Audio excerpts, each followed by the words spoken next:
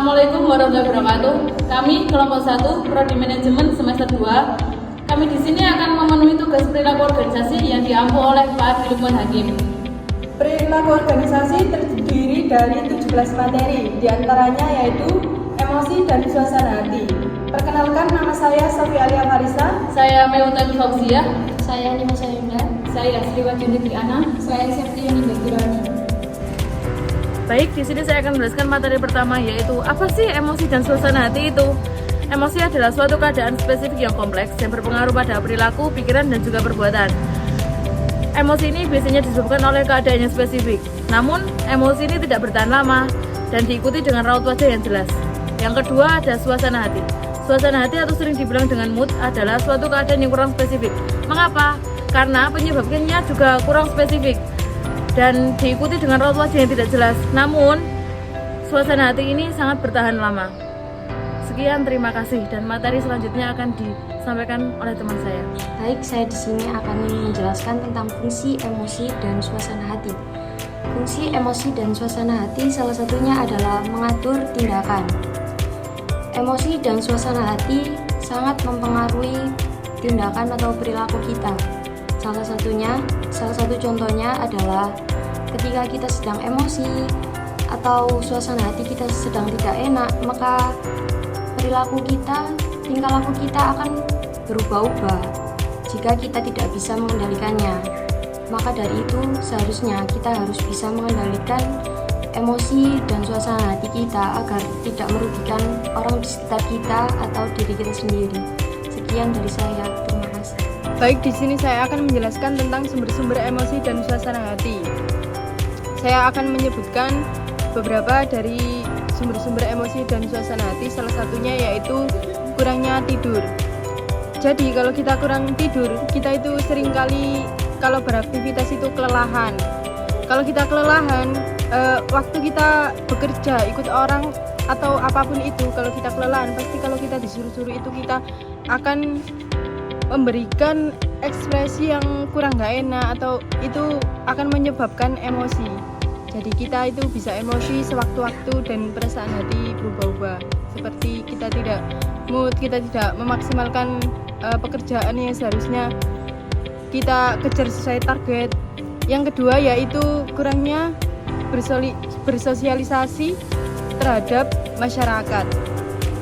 Kalau kita cenderung mengurung diri di rumah saja, itu juga bisa menyebabkan sumber-sumber dari suasana hati dan emosi.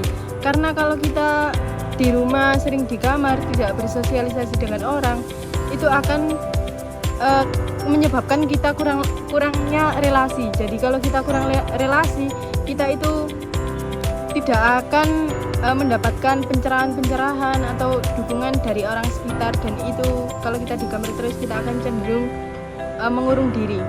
Sekian, terima kasih. Baik, saya akan melanjutkan materi selanjutnya, yaitu strategi untuk mengatur emosi agar membantu meningkatkan suasana hati. Yang pertama, penerimaan. Menerima fakta atau situasi yang tidak menyenangkan tentu membutuhkan kematangan emosional. Kadang reaksi emosional bisa mengendalikan emosi yang tidak nyaman dalam menghadapi situasi. Yang kedua, mengalihkan perhatian. Dalam mengatur emosi, mengalihkan perhatian merupakan sumber stres. Maka dari itu, kita tidak melakukan kegiatan yang menyebabkan stres.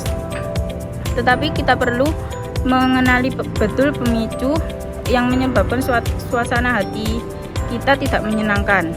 Yang ketiga, menyelesaikan masalah. Jika kita menghindari masalah, lebih baik menyelesaikan masalah tersebut terlebih dahulu. Upaya ini perlu dilakukan secara sadar agar mengubah situasi stres atau konsekuensinya. Sekian, terima kasih. Mengaplikasikan konsep emosi dan suasana hati. Berikut ada beberapa konsep yang bisa Anda terapkan. Yang pertama yaitu kesadaran emosional. Di situ yaitu kita menyadari emosi pada kita pribadi dan emosi pada pribadi orang lain. Yang kedua yaitu komunikasi terbuka. Di situ kita akan mendapatkan hubungan yang semakin erat antara individu satu dengan individu yang lainnya, serta memberikan kenyamanan. Yang ketiga yaitu penumpukan empati. Di situ akan mempengaruhi proses pada kinerja karyawan. Yang keempat yaitu kepemimpinan yang emosional. Di situ tentunya pemimpin harus memiliki jiwa yang mampu mengelola emosi dan suasana hati yang baik. Yang kelima yaitu lingkungan kerja yang positif. Apabila lingkungan kerja itu memberikan dukungan-dukungan yang positif akan mempengaruhi kinerja seorang karyawan. Yang keenam yaitu monitor ataupun menanggapi masalah emosional. Penting untuk memantau dan mengetahui sebuah masalah. Namun di situ kita tidak hanya mengetahui saja, tentunya kita harus memberikan sebuah solusi ataupun arahan. Terima kasih. Demikian yang dapat kami sampaikan, semoga bisa bermanfaat untuk kita semua. Saya akhiri, Fasta berharap. Assalamualaikum warahmatullahi wabarakatuh.